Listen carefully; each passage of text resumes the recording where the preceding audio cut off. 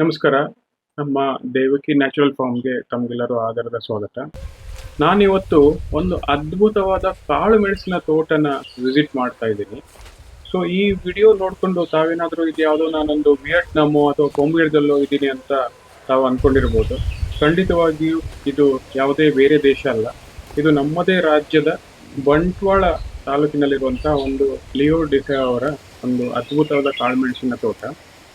So ಇಲ್ಲಿ almost ಒಂದು 1000ಕ್ಕಿಂತಲೂ ಹೆಚ್ಚಿಗೆ ಸಿಮೆಂಟ್ ಪೋಲನ್ನ ಲಿಯೋ ಡಿಸಾ ಅವರು ಅವರೇ ಖುದ್ದಾಗಿ ತಯಾರಿಸಿ ಆಲ್ಮೋಸ್ಟ್ ಒಂದು 1 ರಿಂದ 1.5 ಎಕರೆ ಜಾಗದಲ್ಲಿ ಈ ಒಂದು ಸಿಮೆಂಟ್ ಪೋಲನ್ನ ನೆಟ್ಟು ಅದಕ್ಕೆ ಕೇರಳದ ಪ್ರಸಿದ್ಧ ವೆರೈಟಿ ಆದಂತಹ ಒಂದು ಕುಂಬಕಲ್ ತಳಿನ ನಾಟಿ ಮಾಡಿದ್ದಾರೆ. ತುಂಬಾ ಅದ್ಭುತವಾಗಿ ಮೂಡಿ ಬಂದಿದೆ. ಸೊ ಅವರು ಇದನ್ನ ಕೇರಳದಿಂದ ತರಿಸ್ಕೊಂಡು ಅದನ್ನ ಮಲ್ಟಿಪ್ಲೈಯರ್ ಮಾಡಿ ಅದನ್ನೇ ಎಕ್ಸ್ಟೆನ್ಷನ್ ಕೂಡ ಇವಾಗ ಮಾಡ್ತಾ ಇದ್ದಾರೆ. ತುಂಬಾ ಅದ್ಭುತವಾದ ತೋಟ, ಎಲ್ಲರೂ ಕೂಡ ನೋಡ್ಬೇಕಾಗಿರುವಂತ ಒಂದು ಕಾಳು ಮೆಣಸಿನ ತೋಟ ಇದು. ಬನ್ನಿ ನಾವು ಲಿಯೋ ಡಿಸಾದ ಅವರನ್ನ ಮಾತಾಡಿಸಿ ಅವರು ಹೇಗೆ ಈ ಕೃಷಿನ ಸ್ಟಾರ್ಟ್ ಮಾಡಿದ್ರು, ಯಾವ ತರ ಪೋಲನ್ನ ರೆಡಿ ಮಾಡಿದ್ರು, ಪೂರ್ತಿ ವಿವರದ ಮಾಹಿತಿನ ಅವ್ರ ಹತ್ರ ನಾವು ತಿಳ್ಕೊಳ್ಳೋಣ.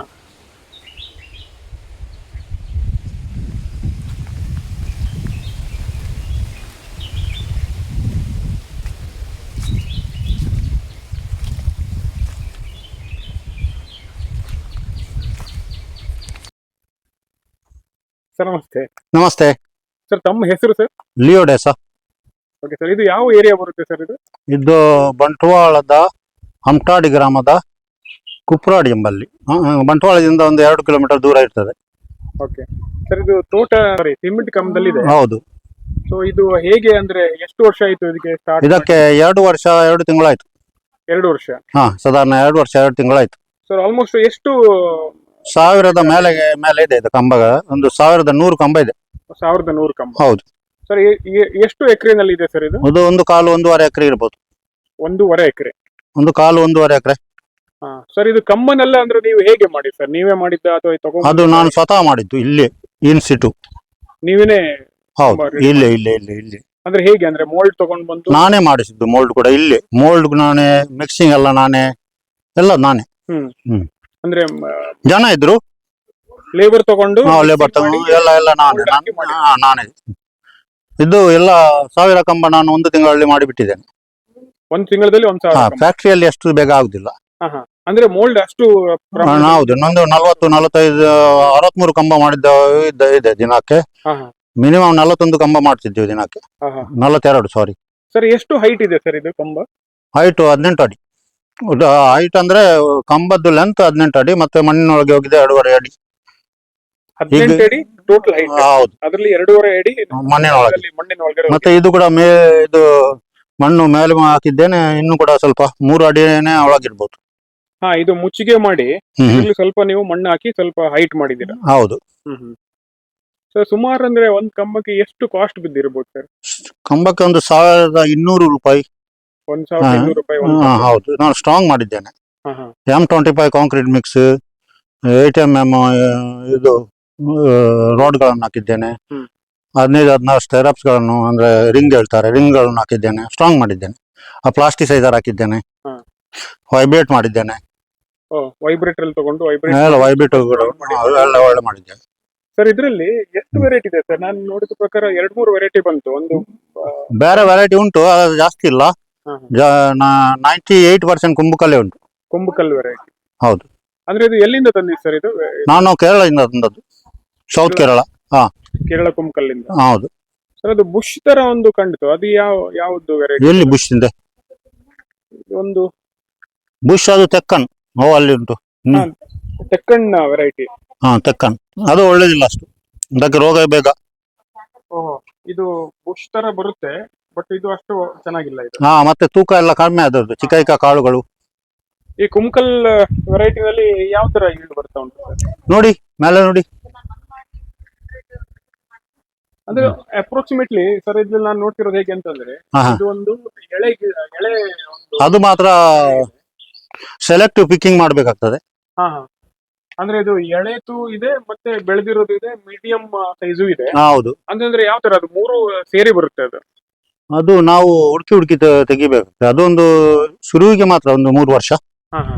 ಮತ್ತೆ ಅದು ಸರಿ ಆಗ್ತದೆ. 3 ವರ್ಷ ಈ ತರ ಅಂದ್ರೆ ಬೇರೆ ಬೇರೆ ಸೈಜ್ ಅಲ್ಲಿ ಬರುತ್ತೆ ಅದು. ಹೌದೌದು. ಮತ್ತೆ ಒಮ್ಮೆ ಸೀಸನ್ಗೆ ಬರುದು. ಹಾ, ಇವಾಗ ಅಂದ್ರೆ ಸೀಸನ್ ಇಲ್ಲ, ಎಲ್ಲ ಟೈಮಲ್ಲೂ ಬರ್ತಾ ಇದೆ. ಶುರುವಿಗೆ ಚಿಗುರುತ್ತಾ ಬರ್ತದೆ, ಎಲ್ಲ ಚಿಗುರುತ್ತಾ ಮೇಲೆ ಹೋಗ್ತದೆ. ಅದು ಮೇಲೆ ನೋಡಿ ಹಾ, ಹೂ ಬಂದಿದೆ ಹೊಸ. ಹೌದು. ಅದು ಓ, ಈಗ ಚಿಗುರು ಬಂದಲ್ಲೆಲ್ಲ ಹೂ ಬರ್ತಾ ಹೋಗುತ್ತೆ. ಹೌದೌದು. ಅದಂದ್ರೆ ಕೊಯ್ಯಬೇಕಾದ್ರೆ ಇದು ಸ್ವಲ್ಪ ಕಷ್ಟ ಅಲ್ವಾ ಸರ್ ಇದು? ಕಷ್ಟ, ಆದ್ರೆ ಇದರಲ್ಲಿ ಈಗ ಸ್ವಲ್ಪ ಕಷ್ಟ ಕೂಡ ಉಂಟು, ಆದ್ರೆ ಕೆಲವು ಅಡ್ವಾಂಟೇಜ್ ಉಂಟು. ಹಾ. ಇದರದ್ದು ಬೇರೆ ತುಂಬಾ ಬೋಲ್ಡ್ ಆಗಿರ್ತದೆ, ಅಂದ್ರೆ ಟೊಳ್ಳು ಇರುದಿಲ್ಲ ಒಳಗೆ. ಹಾ, ಹಾ. ನಮ್ಮ ಪನೀರ್ ವೆರೈಟಿಯಲ್ಲಿ ಒಳಗೆ ನೋಡ್ಲಿಕ್ಕೆ ದಪ್ಪ ಕಾಣ್ತದೆ, ಒಳಗೆ ಟೊಳ್ಳು ಅದು. ಹ್ಮ್.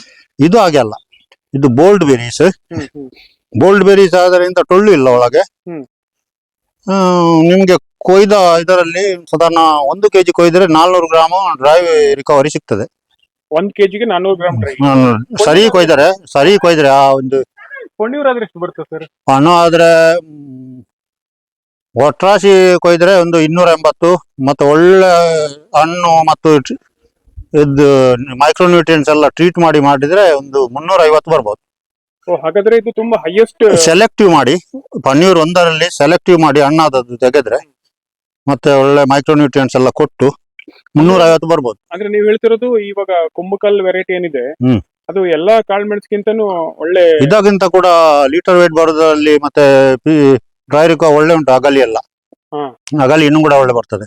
ಅಗಲಿ ಅಂತ? ಹಾ, ಹೌದು. ಅಗಲಿ ಇನ್ನೂ ಕೂಡ ಒಳ್ಳೇದು ಎಲ್ಲಿ ಬರ್ತದೆ. ವೆರೈಟಿ ಸರ್ ಅದು? ಅದು ಕೇರಳ ವೆರೈಟಿ. ಪೆಪ್ಪರ್ ಅಗಲಿ. ಅದ್ ನೀವು ಹಾಕಿದಿರಾ ಸರ್ ಇಲ್ಲಿ? ಇಲ್ಲಿ ಹಾಕ್ಲಿಲ್ಲ, ಅಗಲಿ ಪೆಪ್ಪರ್. ಸರ್ ಇವಾಗ ನೀವು ಅಂದ್ರೆ ಈ ನ್ಯೂಟ್ರಿಯೆಂಟ್ ಮ್ಯಾನೇಜ್ಮೆಂಟ್ ಅಲ್ಲಿ ಹಾ. ಸರ್ ಏನೆಲ್ಲ ಮಾಡ್ತೀರಾ ಸರ್ ಇದಕ್ಕೆ? ಅಂದ್ರೆ ಏನ್ ವಾಟರ್ ಮ್ಯಾನೇಜ್ಮೆಂಟ್ ಹೇಗೆ, ಮತ್ತೆ ನ್ಯೂಟ್ರಿಯೆಂಟ್ಸ್ ಎಲ್ಲ ಹೇಗೆ ಹಾಕ್ತೀರಾ ಸರ್? ಏನಾದ್ರು ಆರ್ಗಾನಿಕ್ ಆಗಿ ಮಾಡ್ತಿದ್ದೀರಾ ಅಥವಾ ಕೆಮಿಕಲ್? ಇಲ್ಲ, ನಾನು ಇಂಟಗ್ರೇಟೆಡ್ ಎಲ್ಲ ಎರಡನ್ನು ಕೂಡ ಮಾಡ್ತೇನೆ. ಕೆಮಿಕಲ್ ಕೂಡ ಉಂಟು, ಆರ್ಗ್ಯಾನಿಕ್ ಕೂಡ ಉಂಟು. ಆರ್ಗ್ಯಾನಿಕ್ ಅಂತ ಹೇಳ್ತಾರೆ ಜನರು, ಹ್ಮ್. ಆರ್ಗ್ಯಾನಿಕ್ ಅಂತ ಇಲ್ಲ. ಹ್ಮ್. ಎರಡು ಕೆಮಿಕಲ್ ಎಲ್ಲ ಹೋಗ್ಬೇಕಾಗ್ತದೆ. ಅಂದ್ರೆ ಸರ್ ಏನೇನ್ ಹಾಕ್ಬೋದು ಸರ್ ನೀವು? ಅಂದ್ರೆ ಏನೇನ್ ನ್ಯೂಟ್ರಿಯೆಂಟ್? ನಾನು ನೋಡಿ, ಕಾಂಪೋಸ್ಟ್ ಮಾಡುವಾಗ ತುಂಬಾ ಜಾಗ್ರತೆ ಆಗಿರ್ಬೇಕು. ಹ್ಮ್. ಒಳ್ಳೆ ಕಾಂಪೋಸ್ಟ್ ಆದ ಗೊಬ್ಬರವನ್ನೇ ಹಾಕ್ಬೇಕು. ಒಂದೇ ಎರೆ ಗೊಬ್ಬರ, ಹ್ಮ್. ವರ್ಮಿ ಕಾಂಪೋಸ್ಟ್ ಅಂತ ಹೇಳ್ತಾರೆ. ಹ್ಮ್, ಹ್ಮ್. ಇಲ್ಲಾದ್ರೆ ನಾವು ಸ್ವತಃ ಕಾಂಪೋಸ್ಟ್ ಮಾಡಿದಲ್ಲಿ ಹ್ಮ್. ಮೊದಲು ಅದು ಥರ್ಮೋಫಿಲಿಕ್ ಸ್ಟೇಜ್ ಅಲ್ಲಿ ಇರ್ತದೆ. ಓಕೆ. ಒಂದು 6 ಸರ್ತಿ ಆದ್ರೂ ನೀವು ಟರ್ನ್ ಮಾಡ್ಬೇಕಾಗ್ತದೆ ಮೇಲಿಂದ ಕೆಳಗೆ ಗಾಳಿ ಕೊಡ್ಲಿಕ್ಕೆ. ಯಾವ್ದಕ್ಕೆ? ಕಾಂಪೋಸ್ಟ್ಗೆ ಕಡಿಮೆ ಪಕ್ಷ 6 ಸರ್ತಿ ಟರ್ನ್ ಮಾಡ್ಲಿಕ್ಕೆ ಗಾಳಿ ಕೊಡ್ಬೇಕಾಗ್ತದೆ. ಮತ್ತೆ ಅದು ಹೀಟ್ ಆಗುವ ಪ್ರವೃತ್ತಿ ಹೋಗ್ತದೆ, ಗುಣ.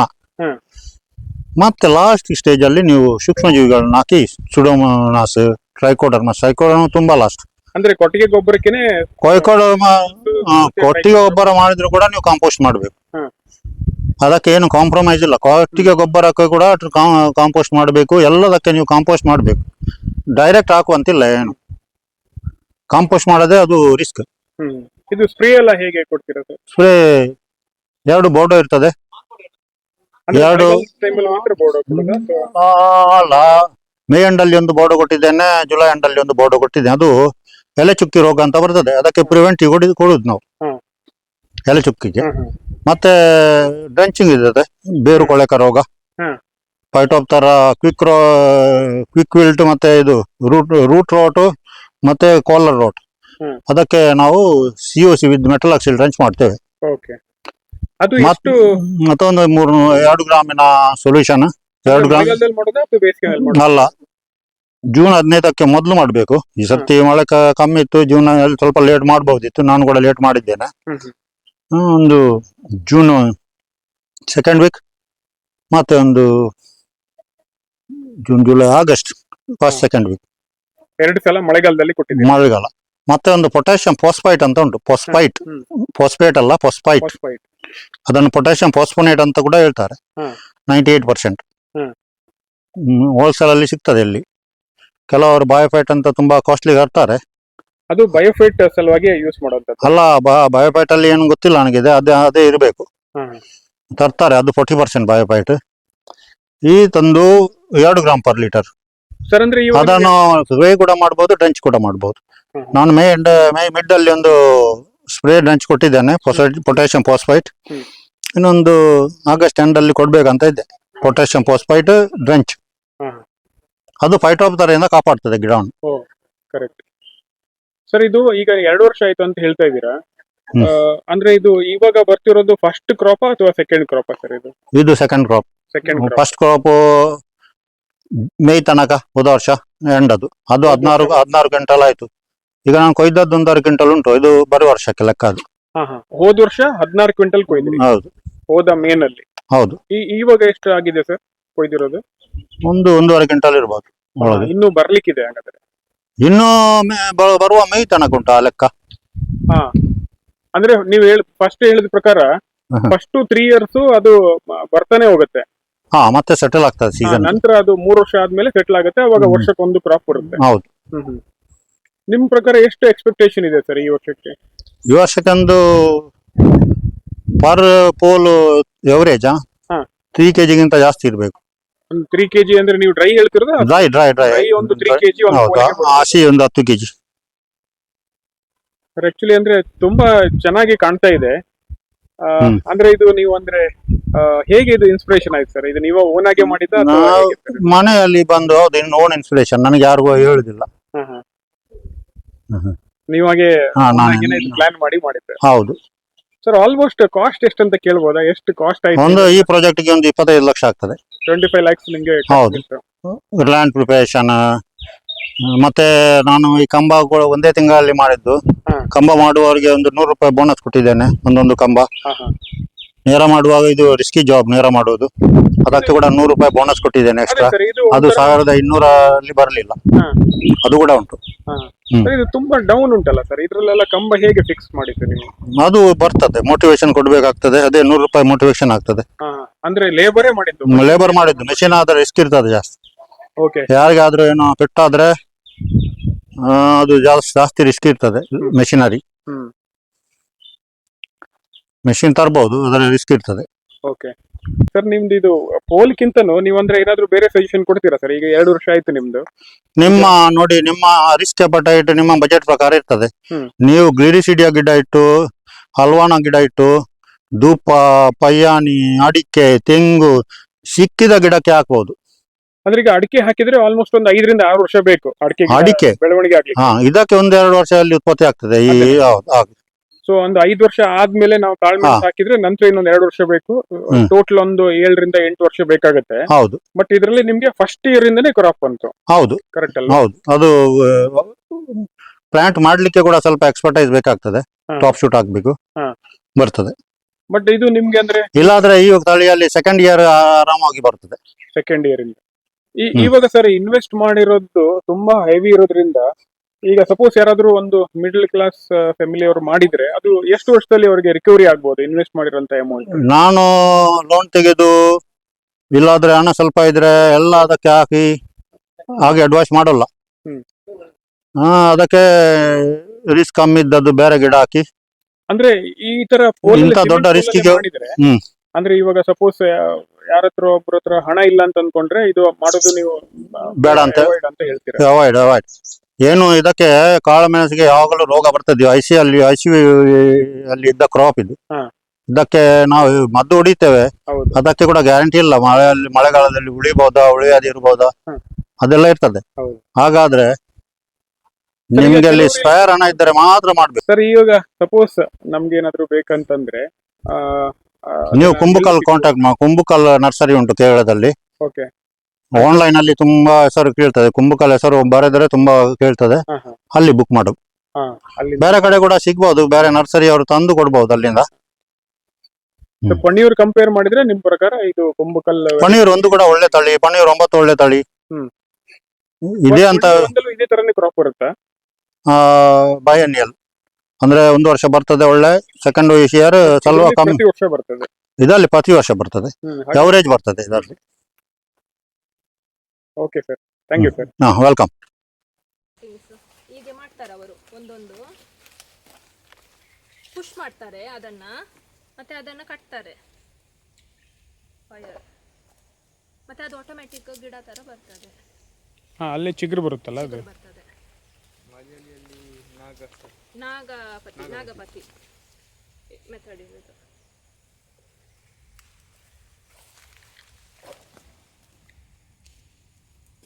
ತರ ಅಂದ್ರೆ ಯಾರದ್ದು ಮಾಡ್ಲಿಕ್ಕೆ ಇದು ಈಸಿ ಮೆಥಡ್ ಮಾಡುವಂಥದ್ದು. ಜಾಸ್ತಿ ಕ್ವಾಂಟಿಟಿನಲ್ಲಿ ಬೇಗ ಆಗುತ್ತೆ. ಬೇಗ ಆಗ್ತದೆ, ಒಳ್ಳೆ ಬರ್ತದೆ ಕೂಡ.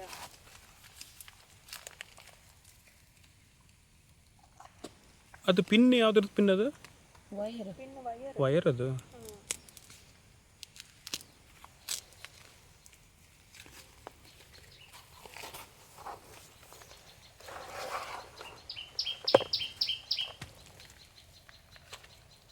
इसमें थोड़ा मड मिक्स किया है ना?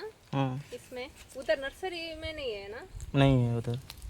ಇಲ್ಲಿ ನಾವು ಮಾಡುವಾಗ ಸ್ವಲ್ಪ ಮಡ್ ಮಿಕ್ಸ್ ಮಾಡಿದ್ದೇವೆ ಸ್ವಲ್ಪ. ಬಟ್ ನರ್ಸರಿಯಲ್ಲಿ ಏನು ಮಾಡ್ತೀವಿ, ಅದು pure without soil cocopeat and compost.